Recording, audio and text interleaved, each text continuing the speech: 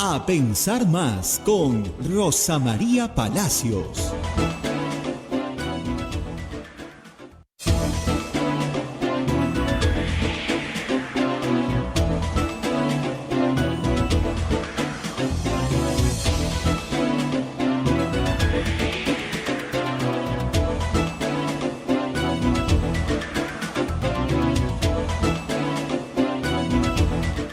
Señoras, señores, muy buenos días, bienvenidos a Pensar Más con Rosa María Palacios desde Radio Santa Rosa para todo el Perú y para todo el mundo.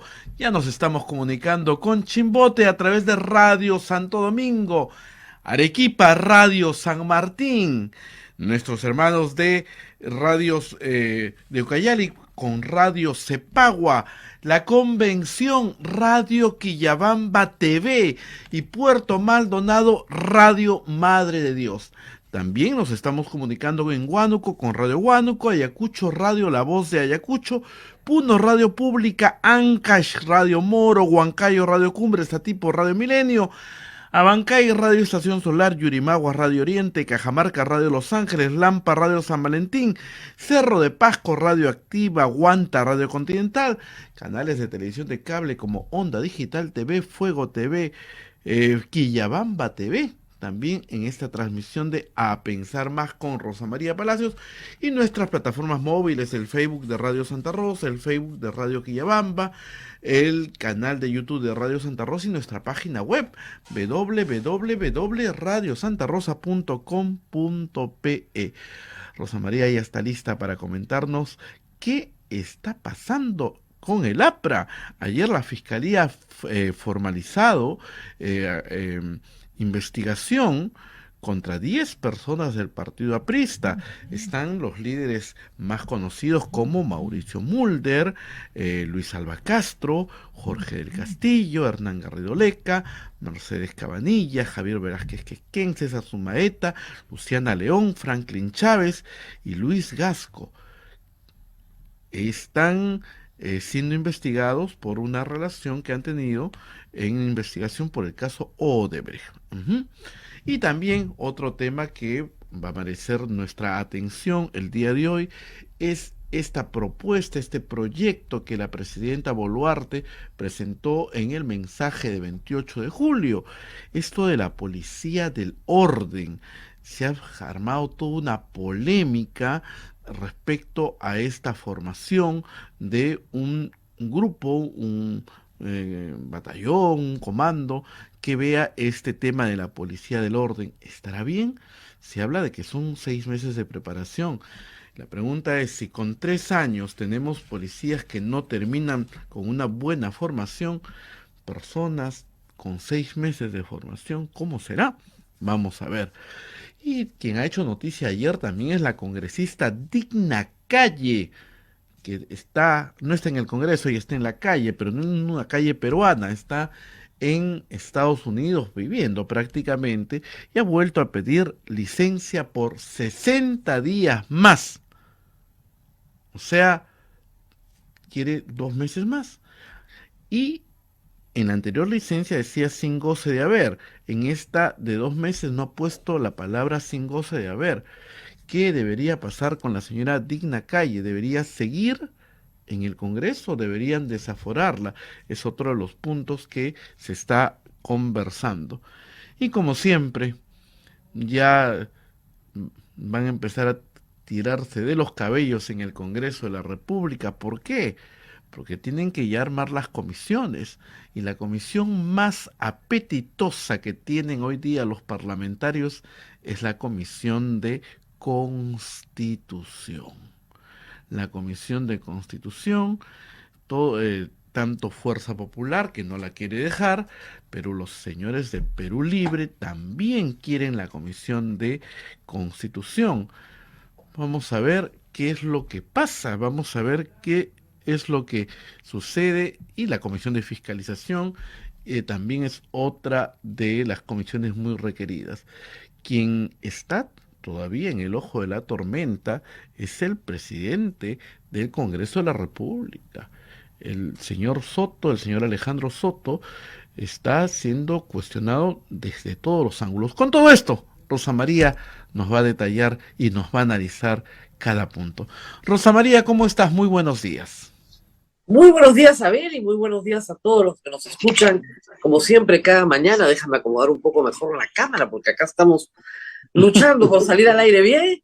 Muy bien, acá estamos.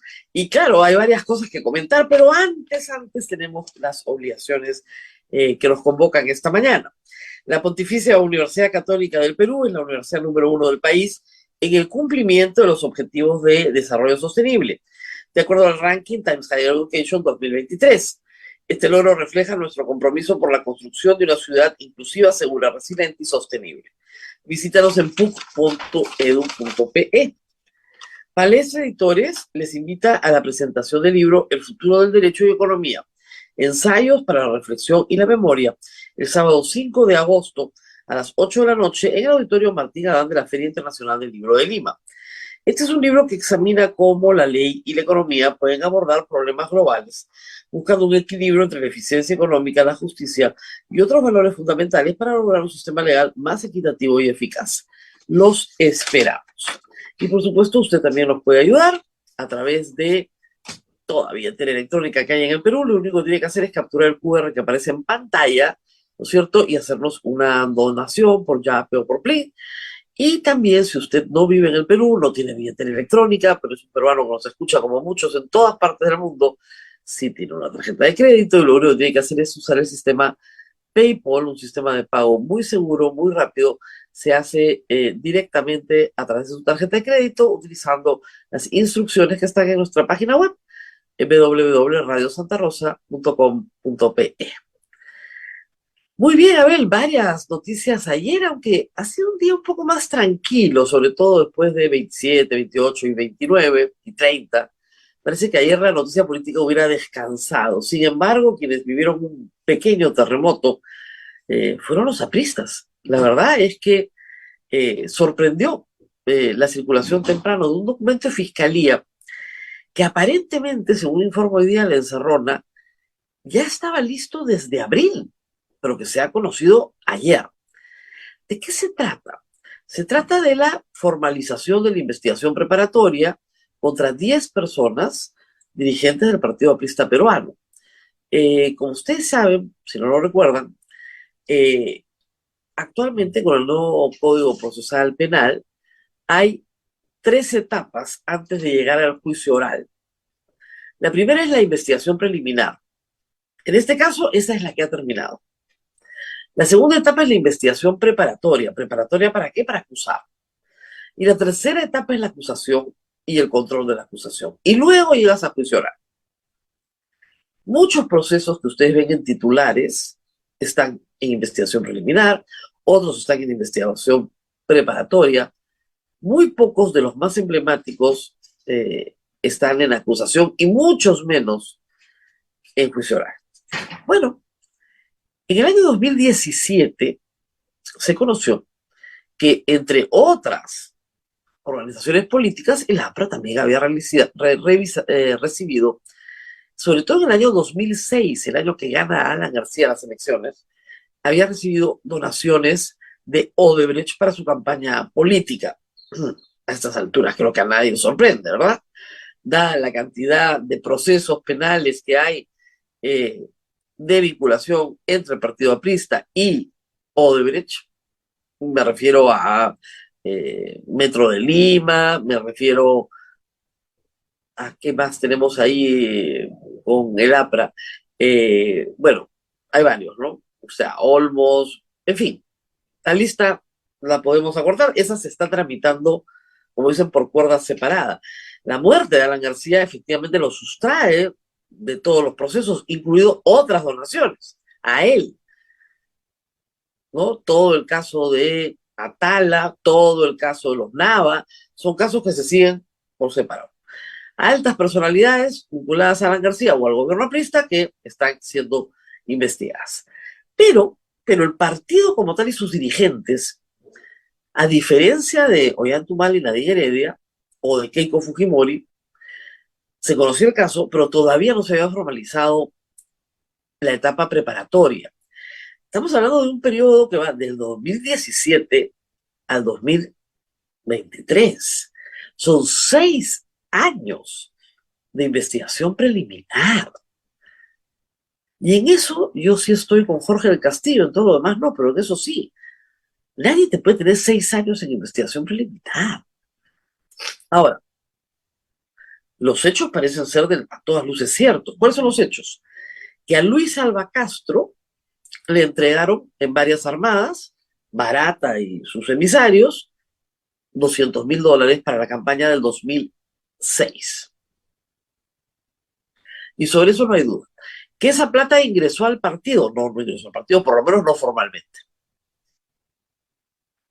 Entonces sí hubo un financiamiento ilícito, administrativamente punible, y acá viene la discusión por enésima vez. Pero ¿es delito o era delito el 2006 recibir fondos de Odebrecht para una campaña política? Yo les reitero la misma respuesta que siempre he tenido en todos los casos. No, no era delito. El tipo penal recién se aprueba en agosto del año 2019. El financiamiento ilícito de campaña recién se aprueba el año 2019. Por lo tanto, yo sí creo que ayer Mauricio Mulder, Mercedes Cabanillas, estaba Jorge del Castillo, me parece, pero los imputados son más, están Javier Velázquez Quesquén, César Sumaeta, Luciana León, Javier Garrido, Hernán Garrido Leca, dos personajes más, son 10 en total.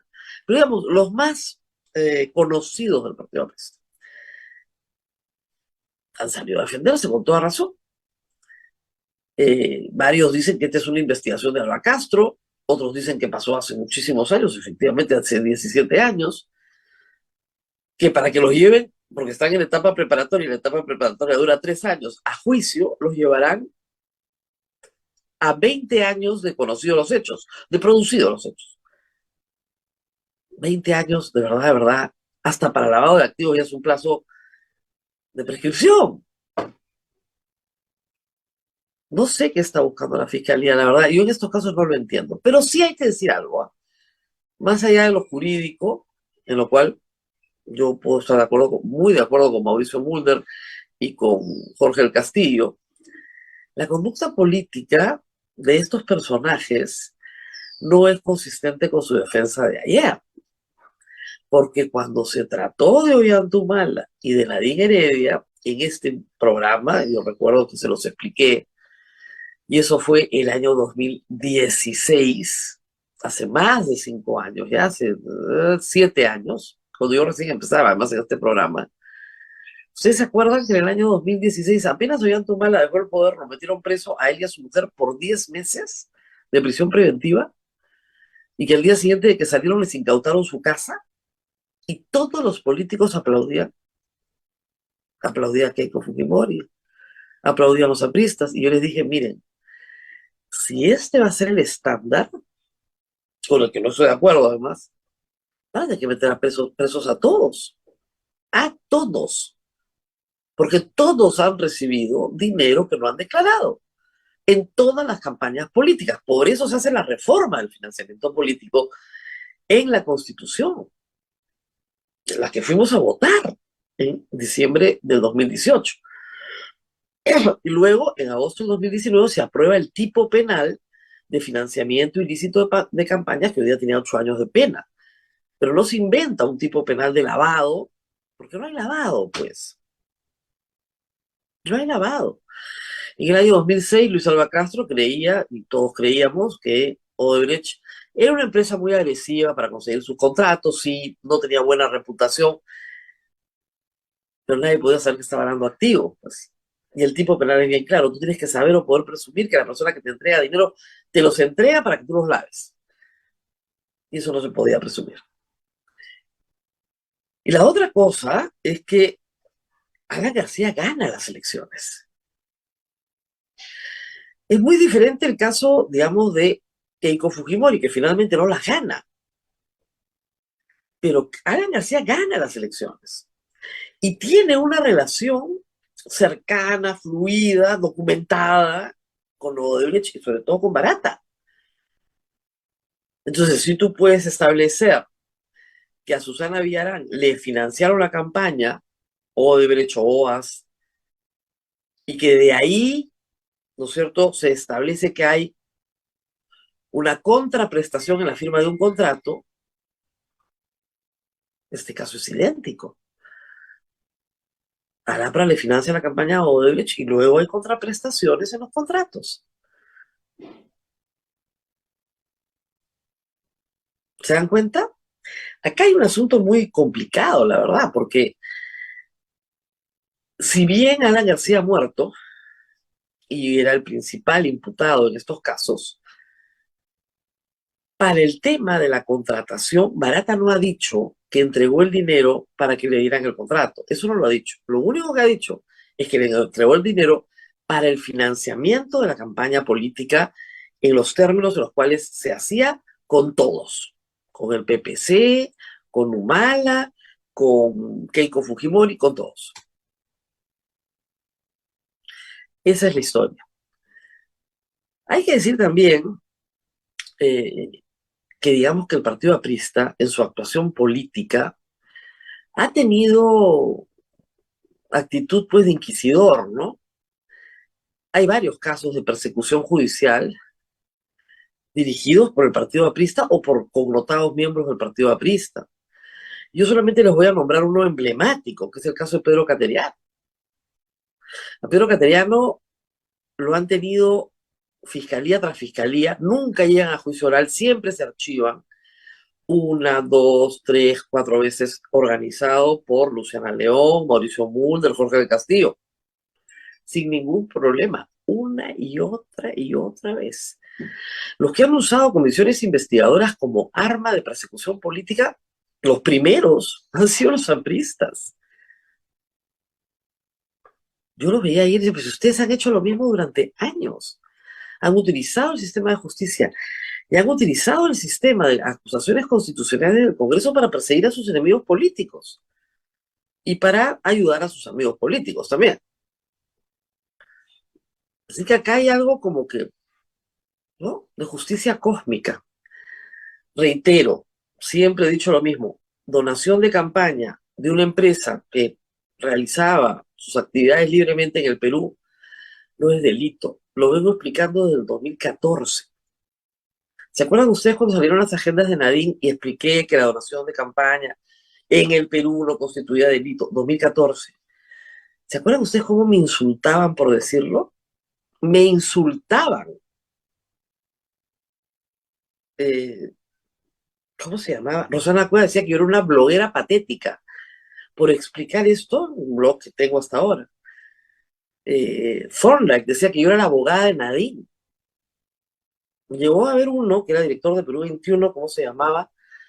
Eh, bueno, que dijo que yo era abogada de Nadine que recibía plata en Palacio de Gobierno. Ya, lo tuvo que retirar de su Facebook porque ya le mandé a decir pues que era excesivo, ¿no? Ya los límites de la difamación, ¿no es cierto?, habían sido sobrepasados hace mucho tiempo, por explicar exactamente lo mismo que explicó Jorge del Castillo ayer. Y además se lo he dicho al fiscal Vela, se lo he dicho a José Domingo, pero es la única vez que lo he podido entrevistar. Este es un obstáculo mayor.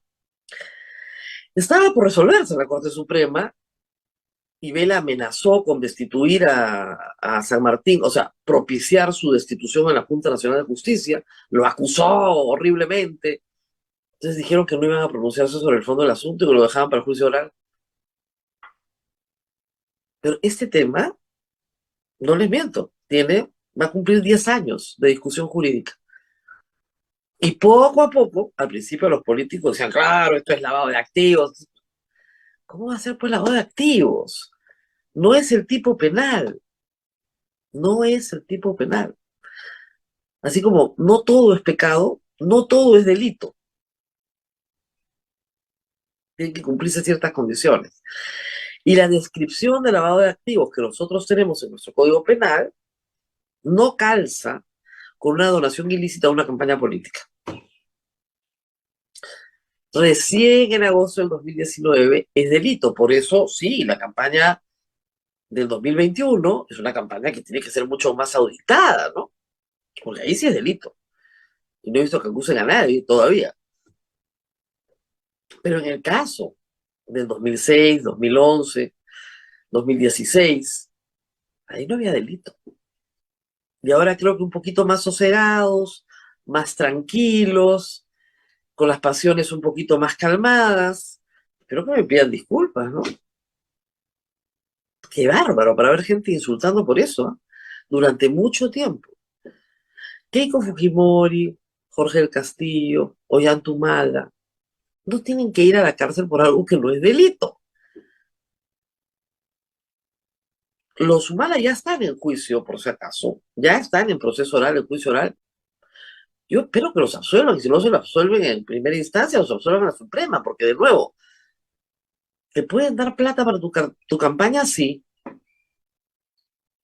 ¿Dónde está lo ilícito? En que de acuerdo a las normas administrativas, tú tienes que declarar a la OMPE esa plata. Si no la declaras y te detectan, hay una multa. ¿Cuál era la multa originalmente? Que perdías el financiamiento público. Ese es el castigo. Por eso, ahora que el financiamiento público ya se entrega y es bien interesante, bueno, sí, deberían haber más auditorías de la OMPE al financiamiento de partidos políticos, sobre todo las campañas. Pero en el 2006 no era así. En el 2006, donde postula Ollanta contra Alan García en la segunda vuelta, en el 2011, que es Keiko Fujimori contra Humala, todos recibieron plata en cantidades impresionantes, aumentar Keiko 500, o sea, todos recibieron, todos lo niegan, ¿no? Lo bueno ayer es que ya a estas alturas Jorge Castillo no lo negó, ¿ah? Dijo, sí, es posible que haya recibido $200,000, por supuesto. Ya no lo negaron, porque ya negarlo sería absurdo. Pero que eso sea delito, ahí no hay delito. Y me dio mucho gusto escuchar a los que gritaban que sí había delito hace 6 o 7 años, que ya se dieron cuenta que no hay delito. ¿Cómo gritaban, no? Y las cosas que decían. Los políticos, en fin, siempre son así, ¿no? Pero que los funcionarios públicos, o sea, he tenido al que grita abogada cachinera, recién acaba de formalizar la acusación. 3 años después, creo, ¿no? O 2 años y medio después, una cosa así.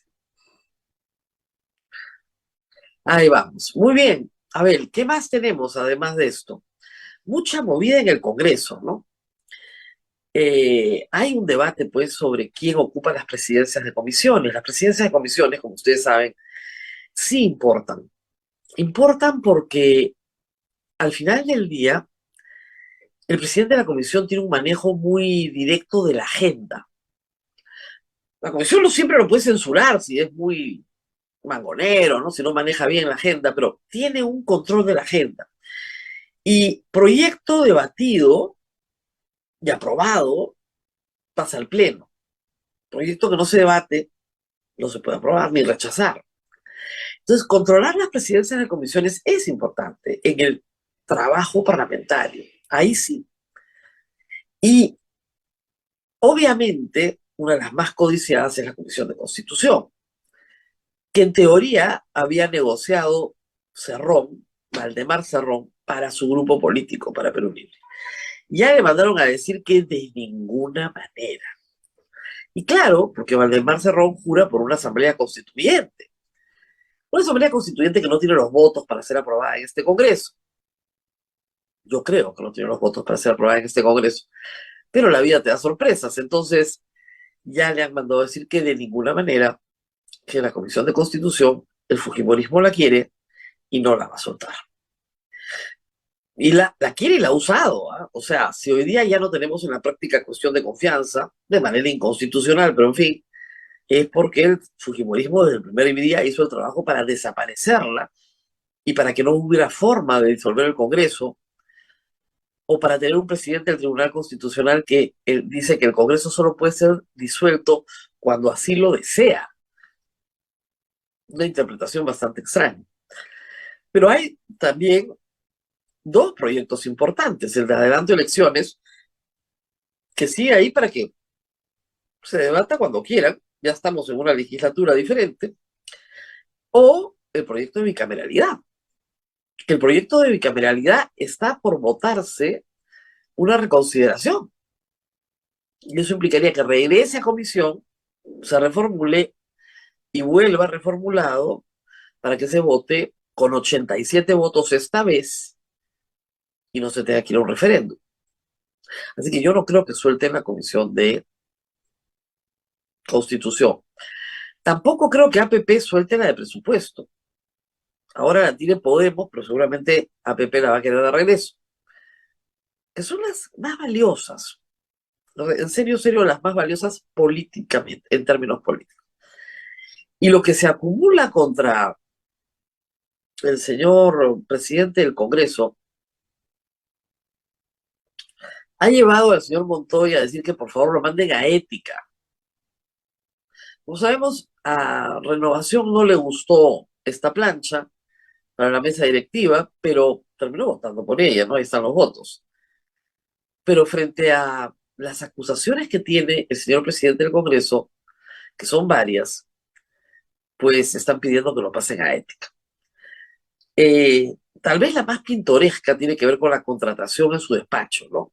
Ayer lo explicamos, creo, y sigue siendo una cosa muy extraña. No es mi cuñada, pero es la tía de mi hijo. Ah, el señor Soto contrató a una señorita como su asesora en su despacho. Esta señorita tiene un hermano. Según las palabras del congresista, tuvieron una relación fugaz y tuvieron un hijo. Ya, pero él contrató mucho, mucho tiempo antes a la señorita en cuestión, que es su trabajadora. Ya, a ver, él mismo señala que el niño tiene 11 meses. Un embarazo, creo, dura 9 meses. Son 20 meses. Hace 20 meses, la señorita madre de su hijo no estaba embarazada. Se embaraza hace 20 meses, que es justo el momento en el cual él entra, hace 24 meses, al Congreso de la República y contrata al hermano. Puede haber sido fugaz, ¿no? Pero no creo que haya sido tan fugaz. Y cuando a él se lo pregunta, cuando recién entró al Congreso, él dice sí que es su enamorada. Como no convivo con ella, entonces no tenemos ningún vínculo. Por lo tanto, puedo contratar a toda la familia de ella. Creo que las normas de nepotismo no se pensaron así. Una cosa, todos han mencionado el caso de Otárola, que es también, pero tiene unos matices, ¿no? Otárola tiene un hijo con una mujer. Años después se contrata a otra mujer que es hermana de la primera, sin ninguna vinculación en todos estos años. O sea, Otárola reconoce a ese hijo, lo mantiene, pero nunca se vive en común, no tiene relación con la madre. Lo que nos está diciendo el señor Soto es que en los últimos 24 meses en que era congresista, tuvo tiempo para tener una relación fugaz y un hijo. Diciendo que por favor no se exponga al niño. Nadie está exponiendo al niño, yo ni siquiera digo nombres. Ni de la madre, ni de la asesora, ni del niño. Pero él mismo reconoció los hechos. Salía a decir, no es mi cuñada técnicamente porque no me he casado y no convivo. Si ese es el nivel del presidente del Congreso, ¿qué nos espera pues de todos los demás, ¿no? Y obviamente ha dicho que ya los temas de mochasueldos, ¿no? Eso se tiene que ver en fiscalía. Que no son jueces. Claro, pero para que se vean en fiscalía, probablemente hay que levantar la inmunidad, porque es delito ejercido o cometido en el ejercicio de la función pública. Entonces necesitas que el Congreso apure esos procesos. Y esos procesos, olvídense de ética, están en la subcomisión de acusaciones constitucionales y no se aprueban. Y a él no le preocupa. En absoluto. en absoluto. Así están las cosas. A ver, ¿qué te puedo decir? 8:31 de la mañana. El Congreso sigue igualito, el Ejecutivo también, aquí no pasó nada. Y, no sé, ¿Qué vamos se a... podría, ¿Perdón? qué se podría hacer con la congresista Digna Calle, que ha vuelto a pedir 60 días más de licencia? Ella no quiere ser congresista, creo que quiere vivir cómodamente en su A casa en ver, yo Estados sé que a Unidos. todo el mundo le irrita este tema, ¿ya? Pero Digna Calle no ha hecho nada que la ley no le permita, aunque a ustedes les parezca increíble. No ha hecho nada que la ley no le permita. Y el Congreso lo sabe. Y no pueden modificar la ley retroactivamente. A ver, no hay renuncia. Los congresistas están prohibidos de renunciar. Es irrenunciable. Y he conocido a gente muy determinada para que renuncie y que se modifique la Constitución. Me acuerdo de Javier Vallarriesa, ¿no? Que lo único que quería era irse. Y no pudo. No pudo. Es más, el mandato es irrenunciable por una razón. Porque en el pasado a ti te podían chantajear, extorsionar, ¿no es cierto? Perseguir políticamente y obligarte a renunciar para salvar tu vida, la de tu familia, ser víctima de una extorsión. Por eso el mandato es irrenunciable. Pero también es cierto que estamos en el siglo XXI y que hay personas que consideran que hay otras oportunidades en la vida, que se equivocaron, que no era lo que querían hacer. Esa es otra posibilidad. Parece evidente que la señora Digna Calle ha decidido tener otras ocupaciones, otra vida, se conecta para votar, cumple con sus comisiones de manera remota, porque sí cumple, no cobra sueldo para evitar cualquier discusión sobre, ¿no es cierto?, peculado de uso o lo que fuera, mantiene su despacho y todo lo hace de manera remota. Usted dirá, no, pero tiene que estar presente, por supuesto que tiene que estar presente, pero no es lo que dice la ley. Ahí el problema lo tiene el Congreso, no de la calle. El Congreso colegiadamente tiene que tomar una decisión sobre qué hacer en estas situaciones. Entonces, se tiene que debatir la reforma constitucional de la renunciabilidad del mandato o se tiene que discutir la reforma constitucional o la reforma del reglamento del Congreso sobre el trabajo remoto. Entonces, luego de la pandemia, es muy difícil que el Congreso se corte las piernas y diga que no se puede votar remotamente. Y hay que decir que eso es un error. Ojalá que no lo hagan, porque el Perú es un país difícil, es un país con una geografía muy compleja.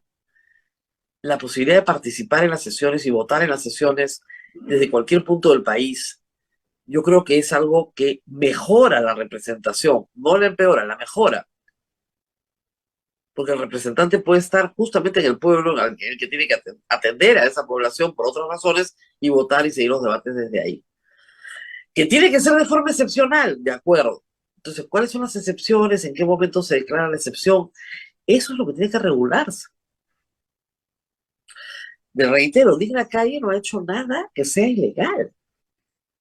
No tiene ninguna denuncia constitucional ni denuncia penal de ninguna naturaleza, porque la ley se lo permite. Esa es la discusión. Entonces, bueno, discutamos si esta modalidad es la correcta, no es la correcta, y veamos qué se puede hacer al respecto. Yo sé que a la mayoría de la gente le parece muy raro lo que estoy diciendo. A ver, está indignado, ¿no? Dice otros colegas, no puede ser que no vaya a trabajar. Sí va a trabajar desde otro lugar. Está en los Estados Unidos, sigue las sesiones en el Perú, vota, virtualmente vota, y por alguna razón que desconocemos, no quiere volver al Perú. Porque no es que se presente y diga, bueno, he estado 30 días fuera, vengo a esta sesión, me regreso afuera. No, no, no. No es esa gente que trabaja, ¿no? 15 días acá, 15 días allá. No, no, no, no, no. No ha venido desde enero. Por alguna razón que desconocemos. Y que la señora no ha querido compartir con nosotros. Ahora, han habido muchos casos, Abel, conocidos, de congresistas muy enfermos, que están en un tratamiento oncológico durísimo, 6, 7, 10 meses, y que luego fallecen incluso. Y que nadie les reclama nada. Obviamente están muy enfermos. Entonces, son situaciones excepcionales cuyas características todavía no terminamos de explorar. Yo lo que quiero saber de verdad es por qué la señora Digna Calle ha tomado esta decisión. Recuerden ustedes que era vicepresidenta del Congreso, renunció. No quiere apartarse del partido, quiere apartarse de qué. Sería bueno que comparta sus decisiones con el público, ¿no? Javier Vallarres era muy honesto, decía, yo quiero que me vaquen, sáquenme de acá. Y presentó una acción de amparo, incluso para que el Tribunal Constitucional lo saque de la función. El tribunal dijo, no se puede. Es que yo no quiero estar, yo no quiero que me paguen, odio este trabajo. Sí, pues, pero no, tienes que aguantarte hasta el final. Esa fue la respuesta. Y acuérdense ustedes que cuando se discutió el adelanto de elecciones por primera vez, porque Digna Calle presenta ella un proyecto de adelanto de elecciones, y lo presenta también Susel Paredes, la respuesta de los miembros Gladys Echaíz, Patricia Juárez, con mucho sarcasmo, les dijeron, ay, si ustedes quieren irse, váyanse, pues le sacamos su reforma constitucional para que renuncie. Y se burlaron de ellas. Ah, sí. De repente es el momento de discutir el tema. Muy bien, vamos 8:37 a hacer una pausa y regresamos con Rubén Vargas para hablar de seguridad. A ver, una de las ofertas, de las pocas centrales del discurso de Dina Boluarte, es crear una policía del orden. El nombrecito un poco que nos ha asustado, sobre todo porque nuestra policía en los últimos tiempos parece la policía del desorden. Pero vamos a ver qué cosa es esto de la policía del orden, qué viabilidad tiene formar jóvenes durante 6 meses y lanzarlos a la calle en tareas de orden público. No parece muy lógico. Pero en fin, vamos a la pausa y regresamos con Rubén Vargas para hablar de esto y de seguridad ciudadana, por supuesto. A Rosa María agradecemos a Palestra Editores que lleva la Feria del Libro a todo el Perú. En Lima, hasta el domingo 6 de agosto, visita el stand 22 de Palestra en la Feria Internacional del Libro de Lima, donde contamos con grandes novedades y descuentos exclusivos en títulos de importantes sellos nacionales e internacionales. Y si te encuentras fuera de Lima o no puedes asistir, del 28 de julio al 6 de agosto encuentra la Feria de expopalestra.com. Somos Palestra Editores, el sello de los buenos libros en derecho. Pausa y volvemos con el exministro Rubén Vargas.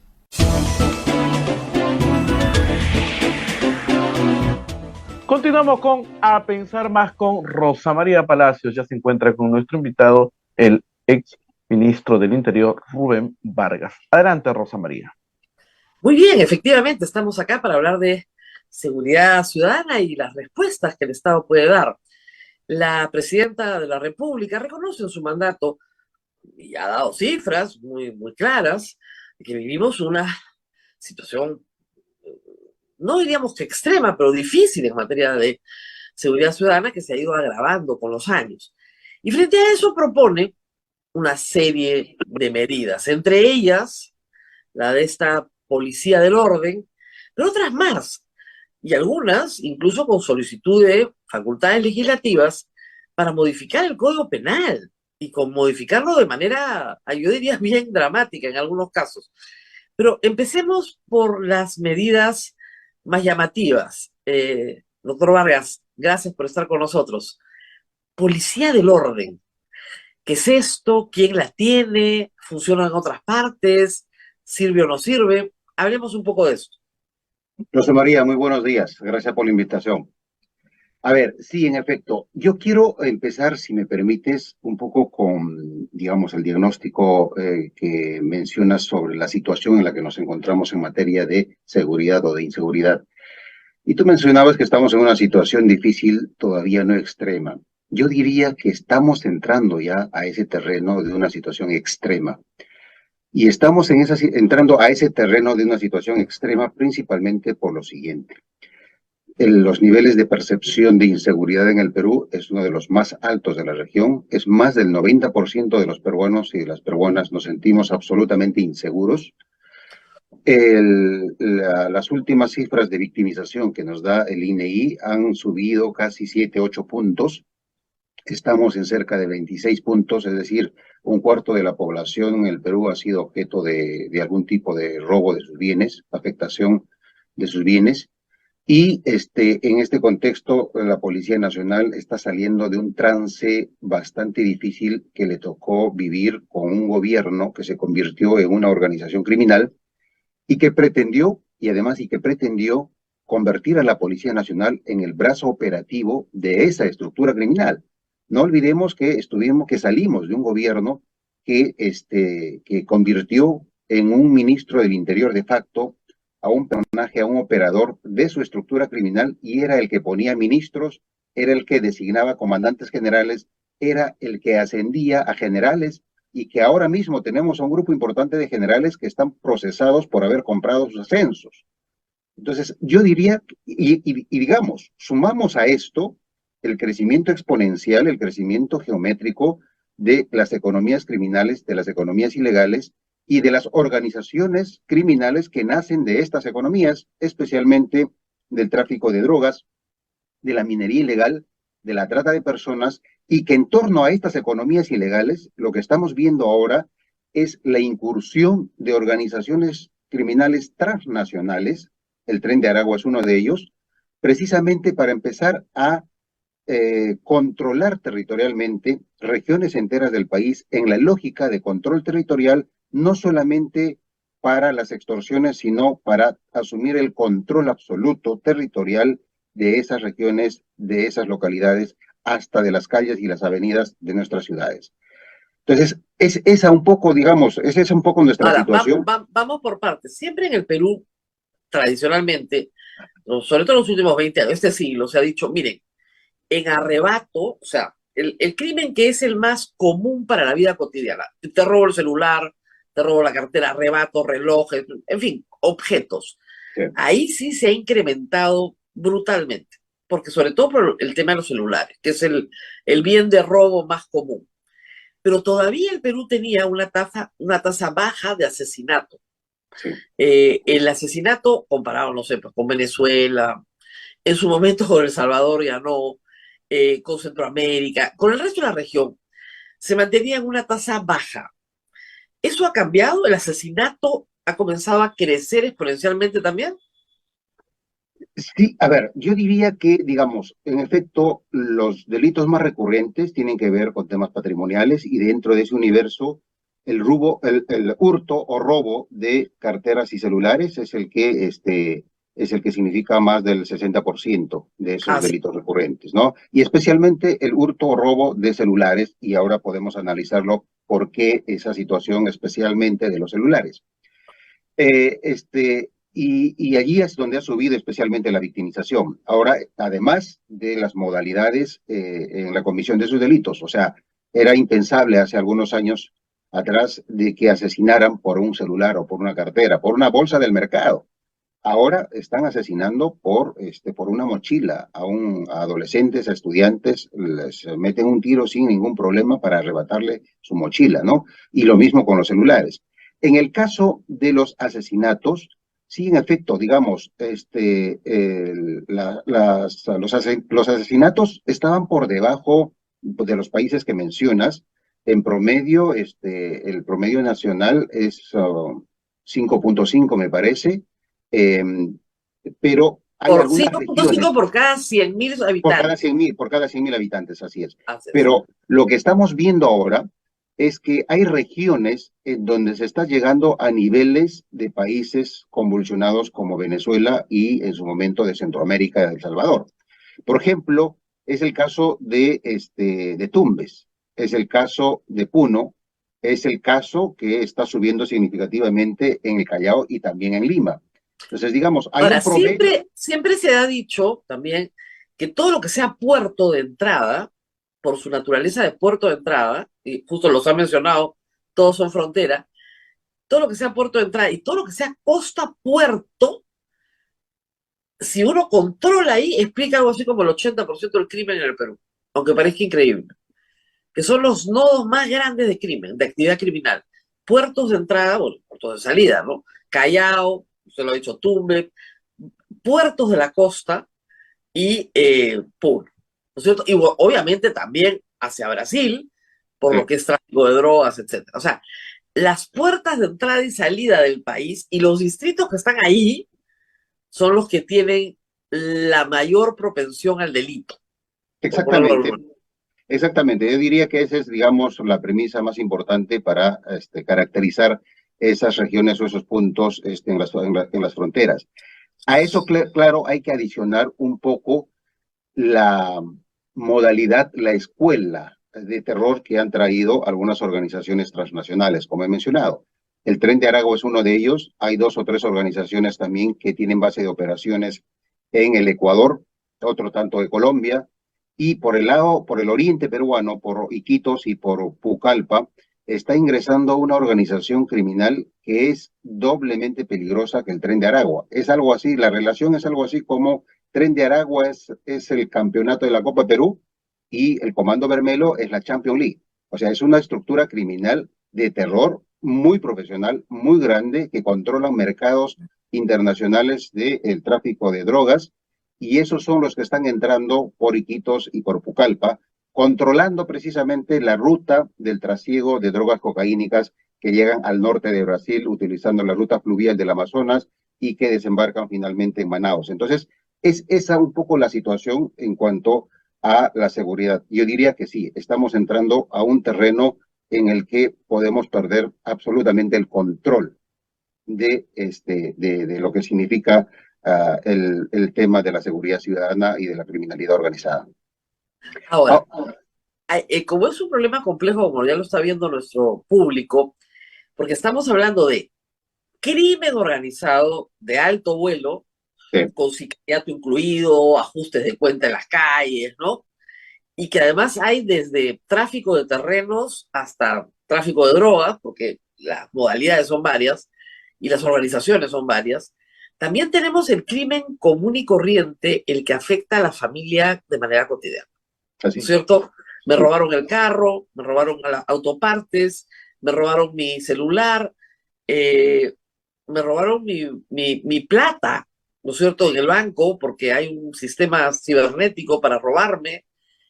Y ese es el que más castiga, porque castiga abajo, castiga al más pobre, castiga de manera catastrófica, ¿no? Entonces, en ese contexto, las propuestas de 28 de julio parecían orientadas a ese tipo de crimen. ¿Qué cosa sería la policía del orden en ese contexto? sí.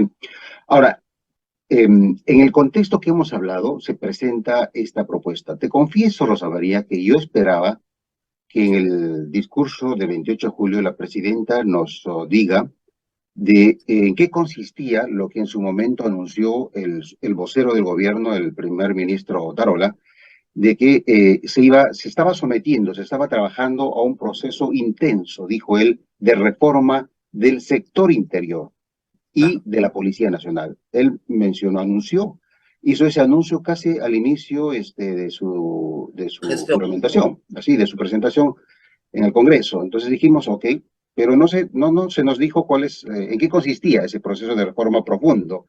Y bueno, hemos estado esperando y yo esperaba, te confieso, que ahora en su discurso la presidenta Boluarte nos explicara los avances y en qué consistía eso. Pero lamentablemente no hubo nada de eso y finalmente terminamos en esto de la delegación de facultades y en la presentación de este proyecto de ley con el que se crea o proponen crear una nueva categoría de policía del orden y seguridad.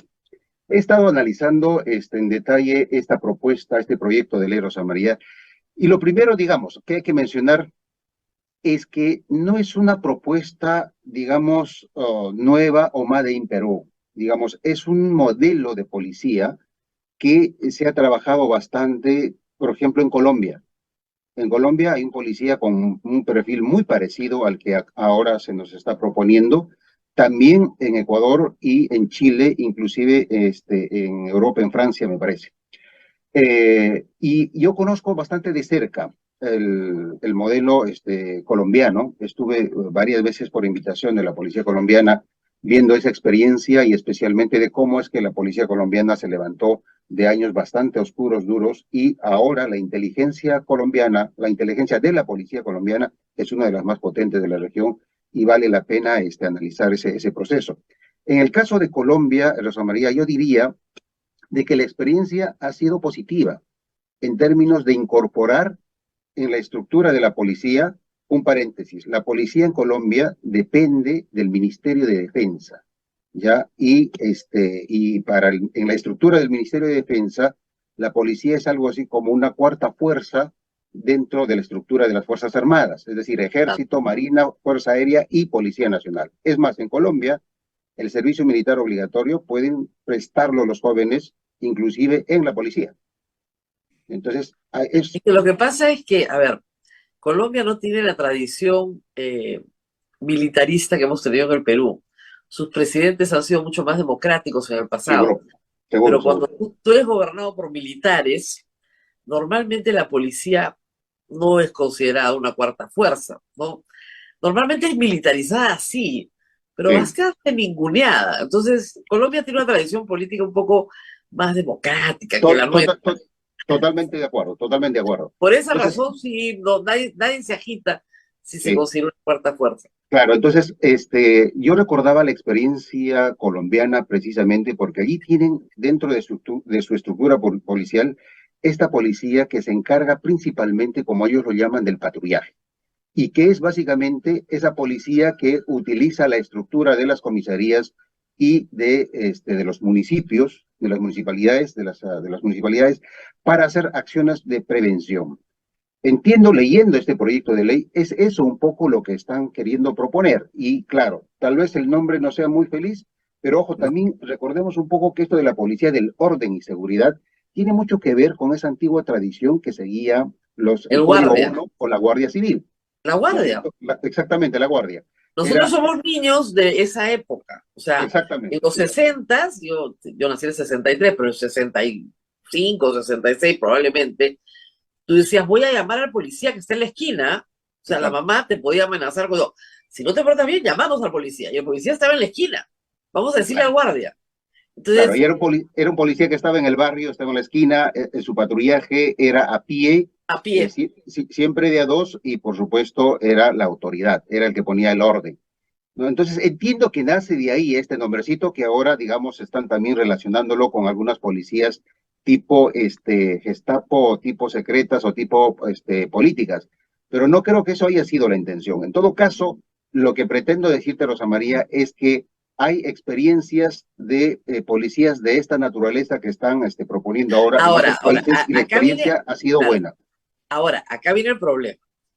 Una de las grandes reformas de la Policía Nacional, tal vez la más importante, la hace Alan García en su primer gobierno, que es Así, la unificación de las policías, ¿no es cierto? exactamente. Sí, Porque, aunque ustedes no lo crean, la gente tampoco lo se acuerda, la policía se agarraba a tiros entre ellos. O entre sea, ellos, así es. la PIP y la Guardia Civil se agarraban a tiros entre ellos y la Guardia Republicana, no mucho porque eran pocos, pero eran profundamente despreciados por los demás. Sí. Entonces, estos tres códigos se unen y claro, han tenido que pasar 20 años para que el último graduado, ¿no es cierto? Todavía creo que quedan algunos, pero casi ninguno, salga de la institución y ya no estén discutiendo quién es código 1, código 2 o código 3, ¿no es cierto? Ha sido un esfuerzo, sí, desde el 87, 35 años, ¿ok? Para que ese proceso, ¿no es cierto?, termine y la policía esté unificada. Con sus pros y sus contras, la mayoría cree que con sus pros. También tiene contras, porque la especialización, no sé, hay problemas de especialización, es verdad. Pero es una sola policía, la Policía Nacional, que tiene oficiales y suboficiales. Listo. Meter un tipo de guardia alternativo no es regresar justamente a la dispersión en categorías. Primero, yo estoy de acuerdo con la decisión política que se tomó en su momento de unificar a las policías. Y en efecto, era una situación bastante crítica en el contexto de la presencia de dos grupos terroristas que estaban avanzando de manera muy rápida y la respuesta de la fuerza pública, Fuerzas Armadas y Policía Nacional era bastante caótica y la policía con serios problemas internos en el que en efecto se agarraban a balazos entre los códigos por X razones, pero la situación estaba absolutamente desbordada. Y ahí se toma la decisión política, creo que acertada, y que estamos ya ahora, digamos, entrando finalmente a la conclusión de ese proceso, porque vamos a empezar a tener ahora a policías nacionales, ya no a policías del Código 1, Guardia Civil o Código 2, Policía de Investigaciones o Código 3, la Guardia Republicana, sino vamos a tener ya a oficiales producto de esa unificación. Vamos a tener los primeros generales de la Policía Nacional y ya no de su pertenencia Claro, a algunos de esos ya, códigos. Eso claro, me ya parece estamos, bueno. claro, estamos terminando. Estamos Este terminando. grupo de generales es el que queda, son los poquitos que quedan. Ya de Exactamente, ahí son para algo así abajo, como literalmente son algo así como los últimos dinosaurios que exacto. están extinguiéndose para dar nacimiento a este fruto, a ese resultado de esa decisión que se tomó hace 3 décadas atrás, a un poco más. Eh, y creo que eso ha sido bueno. También comparto contigo de que se debió haber tenido más cuidado o se debió haber tenido un marco normativo, un marco normativo más claro en la especialización. Conozco, o sea, la idea ahora es que el policía vea de todo y eso es un grave error, Ah, porque conozco casos, Rosa María, de que jóvenes oficiales que se formaron como pilotos especialistas de helicópteros muy sofisticados, que se formaron en Colombia, en Estados Unidos especialmente, regresan al Perú, están teniendo 2, 3 años de carrera como pilotos y de repente la ley de carrera les obliga a estar en una comisaría o dirigiendo claro. el tránsito. Y digo, absurdo, ¿cómo vamos a perder a un piloto de helicóptero en una comisaría, por más importante que sea esta, pero hay una especialización que se tendría que respetar? Eso sí se tiene que corregir, totalmente de acuerdo. Como también en el caso de la inteligencia. Hay agentes de inteligencia capacitados en el extranjero, en inteligencia contra el crimen organizado, antinarcóticos, etcétera.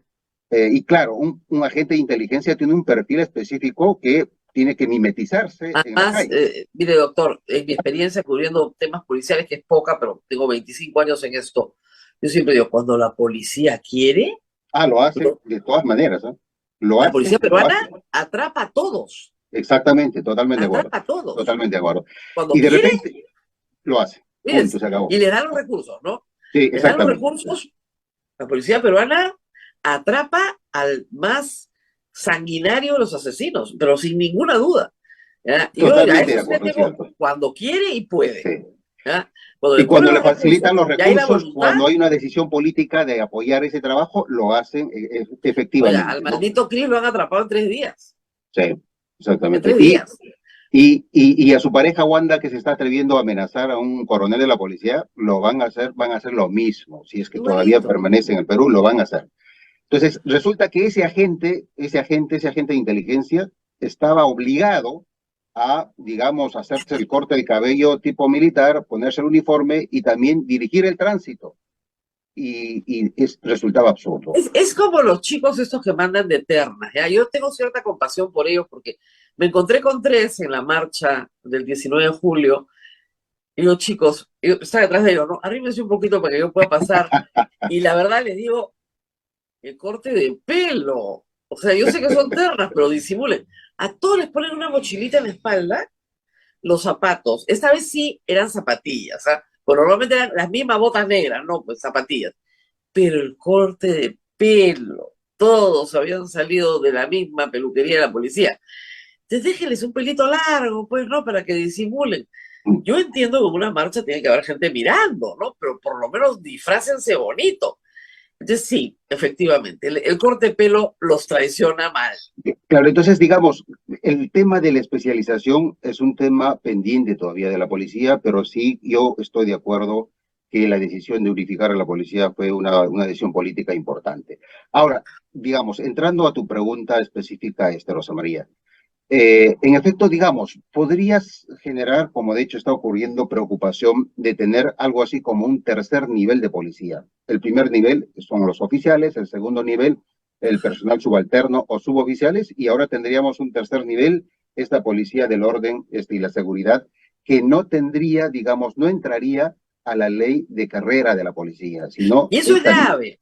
Eso a mí me preocupa porque las personas no quieren, a ver, es como si hicieras un CAS de la policía, ¿no? Y en realidad un joven que dice, bueno, yo ya lo que está orientado según la norma a licenciados del ejército, de las Fuerzas Armadas, bien, que ya tienen cierta preparación en disciplina, una capacitación de 6 meses, que es francamente poco, y luego a cuidar el orden, pero ganando menos que un suboficial, con un sueldo más pequeño y sin ninguna línea de carrera. Entonces, no parece muy atractivo. O sea, si estás tratando de cerrar una brecha, porque tienes un déficit de policías, tienes que hacer una carrera más atractiva, no una carrera Sí, menos atractiva. No es, esa es sí. la parte que no se entiende.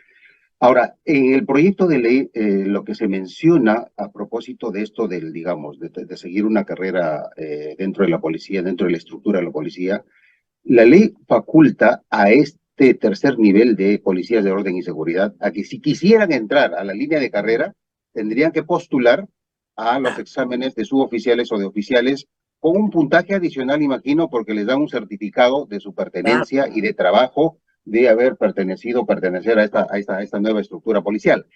Mira, Rosa María, en la medida que, como hemos señalado, estamos en una situación bastante complicada en materia de seguridad, en el que las calles están abandonadas, no hay presencia policial, los alcaldes están con sus serenos tratando de hacer lo mejor que pueden y lo que necesitan es que haya en su patrulla, en el vehículo del serenazgo, haya un policía, hagan un patrullaje integrado, etcétera, etcétera, pero no hay agentes.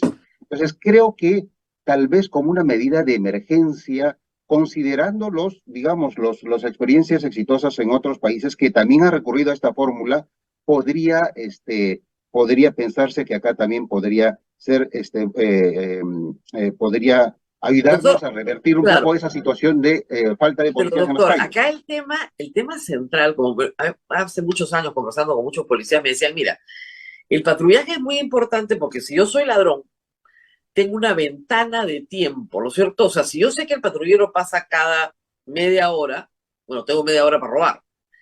Si pasa cada 20 minutos, tengo 20 minutos. Si pasa cada cuarto de hora, entonces yo puedo ir cerrando la ventana de la delincuencia con un patrullaje constante. Y eso se puede hacer.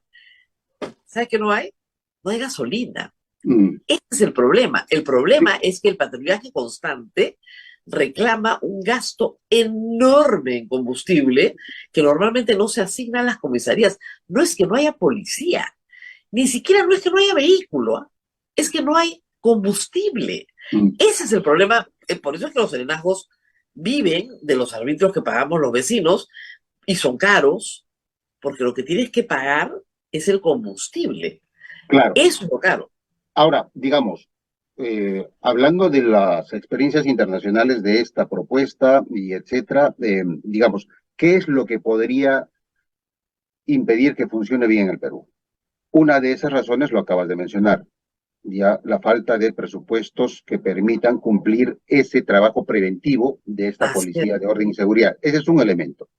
Yo aumentaría dos más y tienen que ver con digamos, con la propuesta misma. Una, que cuando se haga la convocatoria no se tengan los suficientes filtros o los exámenes de integridad suficientes y se termine convocando y poniendo el uniforme de la policía y entregándole un arma de fuego letal a una persona, a un joven que ingresó no con los criterios de idoneidad, sino por lo que sabemos todos pasa en muchas escuelas de suboficiales de la Policía Nacional.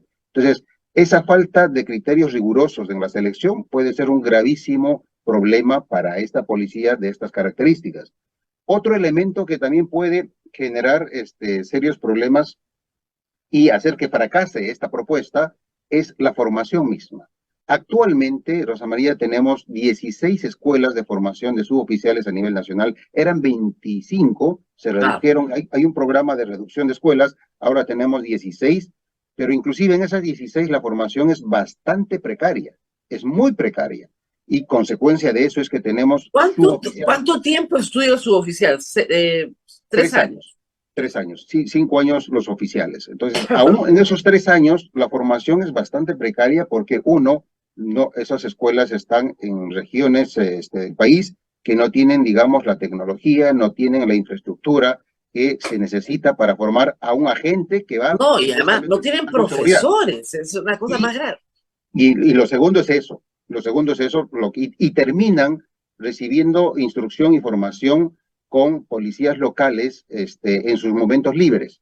Y claro, esa es una situación bastante dramática que eso tiene que corregirse. Entonces, creo que si no se toma la decisión política de revertir esa situación en las escuelas de formación que actualmente tenemos, sin duda que esto va a ser un serio problema, ¿no?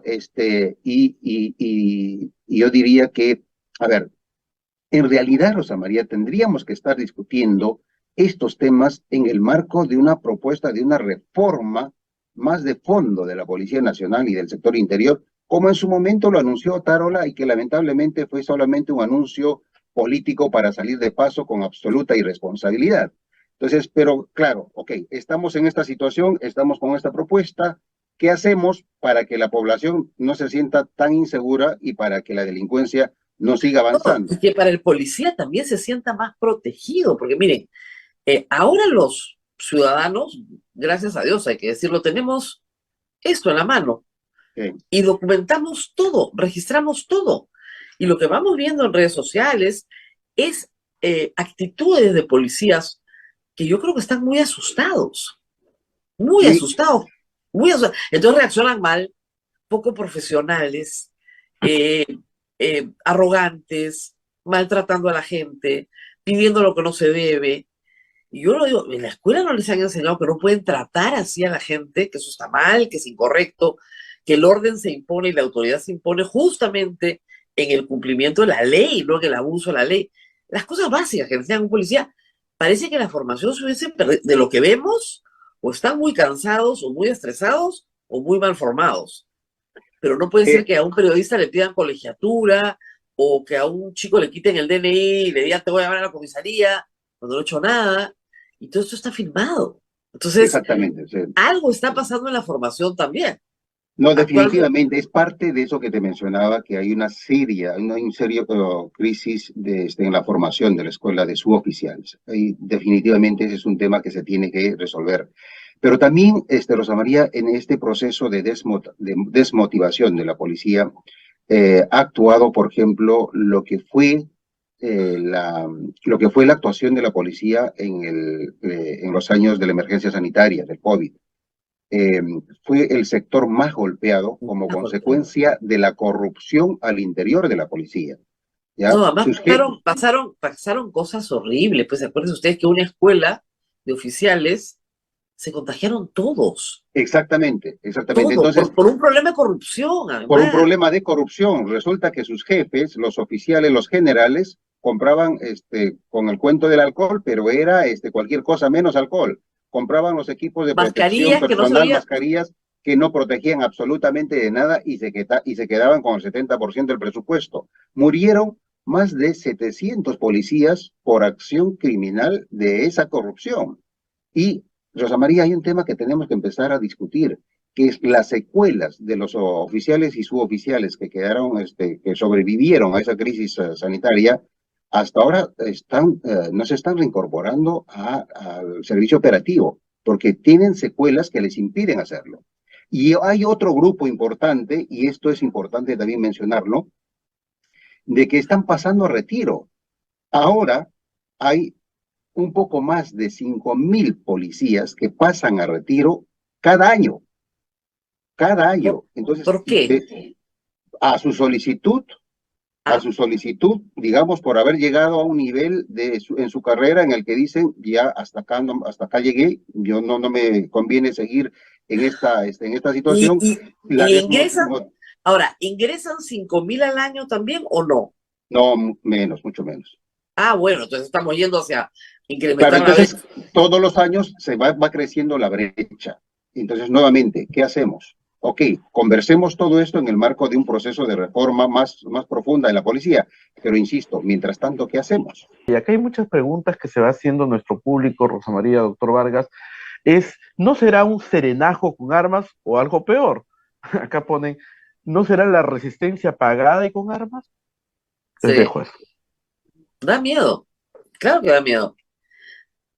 Sin duda, Rosa María, tiene que generar temor, digamos, por la desconfianza que tienen actualmente los ciudadanos con todo derecho frente al gobierno en general, que no es capaz de proveer un servicio tan básico como es la seguridad, igual que la educación, igual que la salud. La seguridad es eso, es un derecho fundamental a la que Claro. tenemos nosotros el derecho y la responsabilidad del gobierno de proveernos. Pero regresando al tema, conversábamos en el entretiempo, Rosa María, sobre el tema de la corrupción.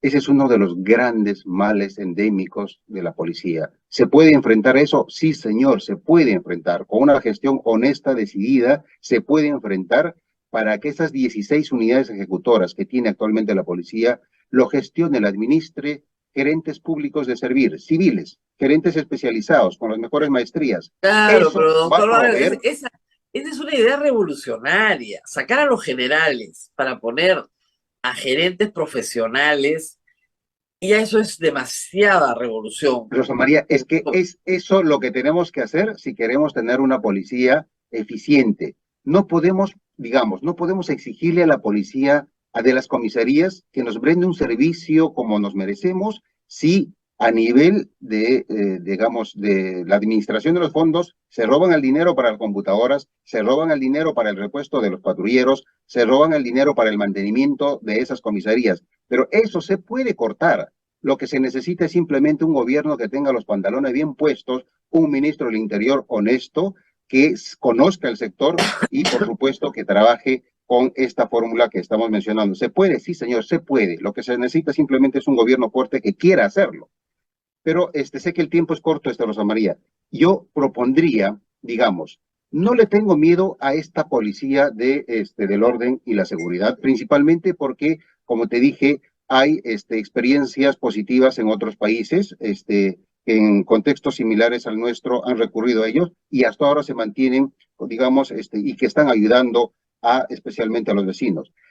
Pero también yo propondría, o digamos, en este debate recordaría la necesidad que tiene la policía de aligerar un poco su carga en algunos temas que podrían asumir otros sectores, otras instancias del gobierno. Ejemplo, el cuidado de fronteras. Hay muchos policías en los puestos de frontera haciendo su trabajo que la ley le obliga a hacer. Creo que eso podrían asumirlo al 100% las Fuerzas Armadas. Número uno. Número dos, creo que también, Rosa María, la policía eh, no tiene cientos, son miles de policías que se encargan de dirigir el tránsito. Creo que necesitamos pensar, discutir, esto no va a ser popular, me van a criticar, no importa. Tenemos que empezar a discutir cómo es que el tránsito en las ciudades tendría que ir siendo asumida progresivamente, de acuerdo, pero por los municipios. No podemos tener a suboficiales que han, digamos, que han estudiado 3 años en las escuelas, parados en los semáforos, haciendo lo mismo que el semáforo. O a los oficiales, ¿no? Entonces creo que allí podríamos recuperar hasta cinco Usted mil sabe que, policías. usted sabe que todos quieren trabajar en tránsito, ¿no? Ah, pero por supuesto que todos quieren trabajar en tránsito, pero precisamente, ok, tomemos las cosas en serio y empecemos a hablar de estas cosas si queremos tener una policía eficiente. Claro, como Claro. dije, eso no es popular, ni dentro de la policía, ni en No, el medio político, pero creo que, digamos, si vamos a empezar a hablar en serio, hablemos de estas cosas, porque es necesario que la ahora le policía se digo, encargue a doctor, aquello que está. claro, lo que da mucho miedo es que todo proyecto autoritario quiere su policía. En la historia de la humanidad es así, Sí, sí, que sí. un proyecto que es autoritario, porque lo es, no lo llamemos dictadura, pero tiene visos autoritarios en muchas cosas, quiera tener su propia policía, es algo que sí da mucho miedo. Y por No, eso la gente, totalmente de acuerdo contigo. ¿no? Totalmente de acuerdo contigo y ahí, digamos, allí hay En 6 meses experiencias. tengo un ejército de 5.000 personas en Lima que son míos, Mm. ¿no? En 6 meses. Sin Entonces, duda que ese es un riesgo, sí, totalmente de acuerdo. Ese es un riesgo entonces que hay que es un evaluar. riesgo enorme, porque no es una policía respetuosa en derechos humanos, bien formada, no, es, como dicen, serenazgo con armas, y eso, que serenazgo hay mucho licenciado también, pero serenazgo con armas o la pestilencia, ¿no? Armada por el Estado. Sí, digamos, la situación política, la crisis política en la que estamos nos da, digamos, el derecho de pensar en situaciones como esa y creo que en efecto hay que evaluar todas las aristas que puedan significar esta propuesta. Pero tampoco, digamos, ese temor absolutamente fundado no nos debe de dejar de ver la situación crítica en la que se encuentran, especialmente los distritos con menos posibilidades de tener seguridad privada o un serenazgo bien dotado como tienen algunos pocos distritos, ¿no? Entonces necesitamos generar una presencia policial de lo más urgente y eficiente posible. Y eso es lo que en este momento el Estado, el sector interior, la policía, condiciones y empezar. ¿Qué hacemos? Muy bien, muchísimas gracias. ¿No tenemos alguna pregunta adicional, Abel? Sí, Rosa María, tú sabes que nuestra audiencia es muy acuciosa y investigadora. Me preguntan en qué países hay esta experiencia porque quieren investigar. ¿En qué países se ha dado esto de la policía del orden? Yo Creo que se nos ha... mencionaba, si yo mencionaba que, ejemplo, Tenemos problemas policía. con el audio. Nos había Eh, dicho ya Colombia, entonces Colombia, ¿no? hay que mirar la experiencia colombiana, que efectivamente fue una policía muy infiltrada por el narcotráfico, muy infiltrada también, y hay que decirlo, por organizaciones criminales de todo tipo, y sin embargo lograron limpiarla, lograron sacarla adelante, de tal manera de que hoy por hoy, como dice la inteligencia, en fin, está muchísimo mejor que en el resto de la región. Las Mm. policías pasan por enormes crisis en Ujú. toda la región. Yo recuerdo que en los 80s en Chile un carabinero era absolutamente respetable, hasta hace muy poco, les diría, incluso en este siglo. Pero cuando vinieron las protestas del 2019 en Chile, salió, ¿no es cierto?, una serie de protestas y de irrespeto hacia los carabineros que para el resto de América Latina fue una revelación.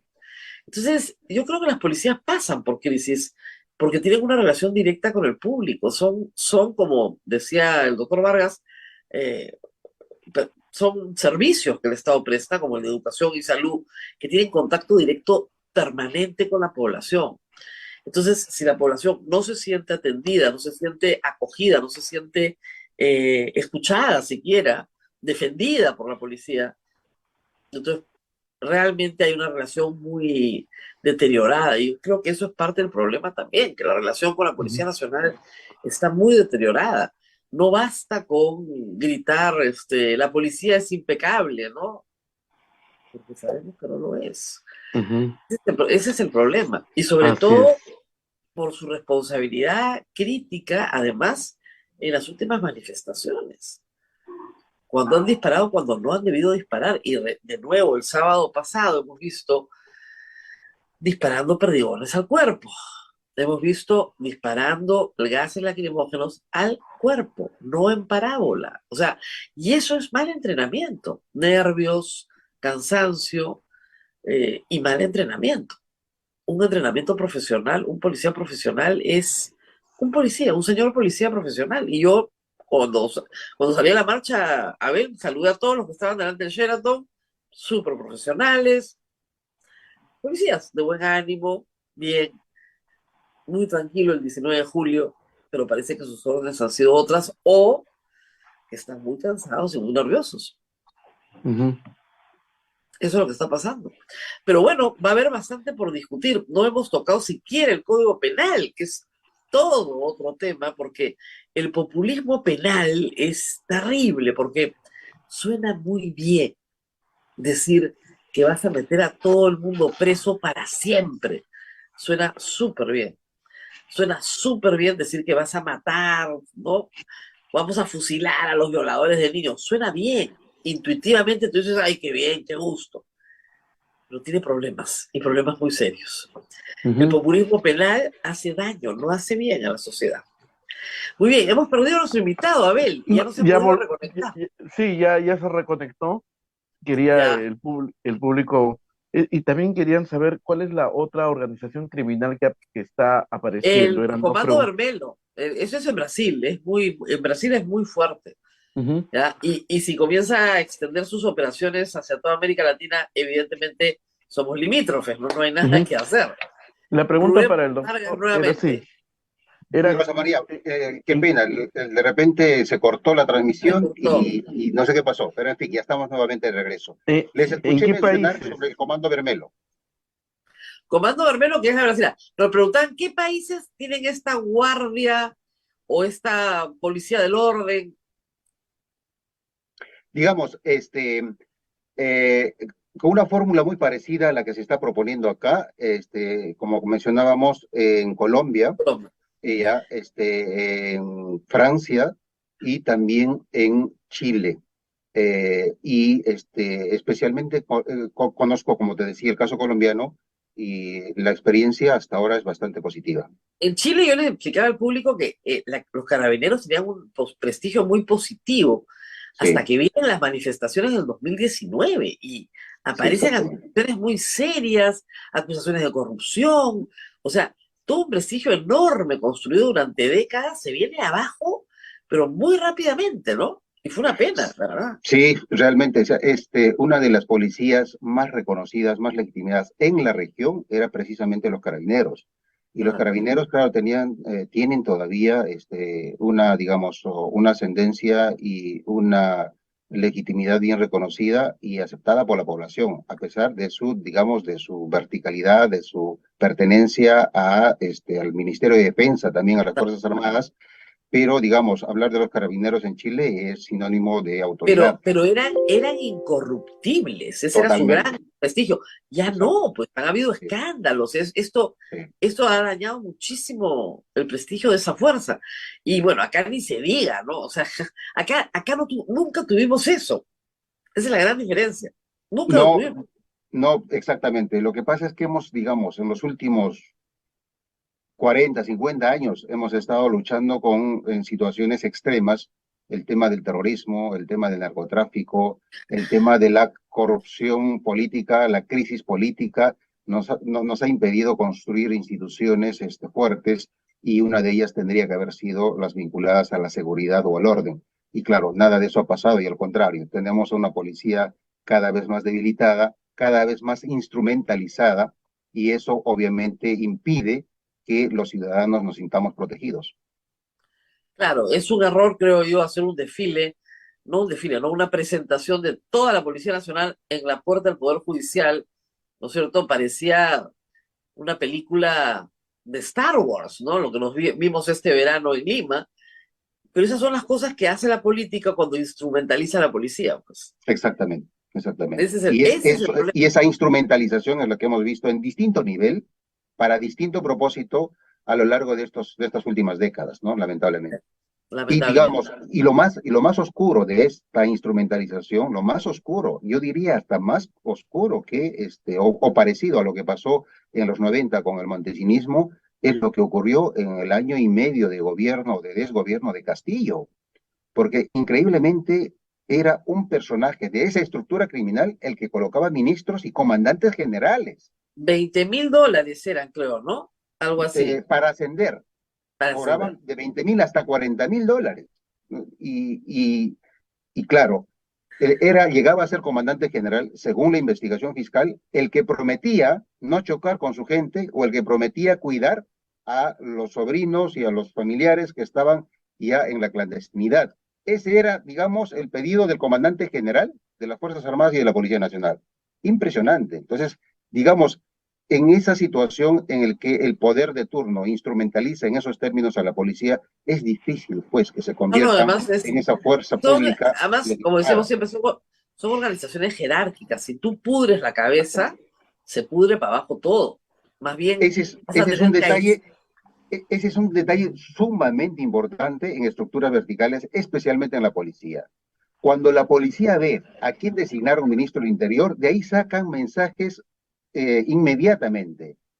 Y cuando saben a quién designaron como jefe de la macroregión o como comandante general, saben en qué línea se va a dirigir esa gestión o ese mando. Entonces, por supuesto, con lo que pasó con la época de Castillo, esa moral de la policía estaba absolutamente en el subsuelo. Y por eso es que también se están produciendo hasta ahora, lamentablemente, los hechos de corrupción a todo nivel y especialmente vinculado a esta informalidad de la economía. Y claro, el tema del tránsito, nuevamente, el tránsito urbano, especialmente en Lima, Nos vamos, Rosa María. grandes problemas de corrupción. Ahora Muy sí. bien, ha sido solo una pasadita por encima. El tema es mucho Sí, más, totalmente. mucho más profundo. Muy bien, muchísimas gracias a Rubén Vargas por haber estado con nosotros. Especialista en la materia, nos ha dado mucha información para que, así, sin mucha pasión, vayamos pensando si conviene o no al país este debate que hoy se plantea. Gracias por haber estado con nosotros. No, un placer. Gracias por la invitación, Rosa María. Hasta cualquier momento. Y con ustedes será hasta mañana, Abel. Nos Hasta vemos mañana, Rosa María. nuevamente con más información mañana miércoles. Hasta pronto. Cuídense Chao, chao. mucho. Chao, chao. Chao, chao.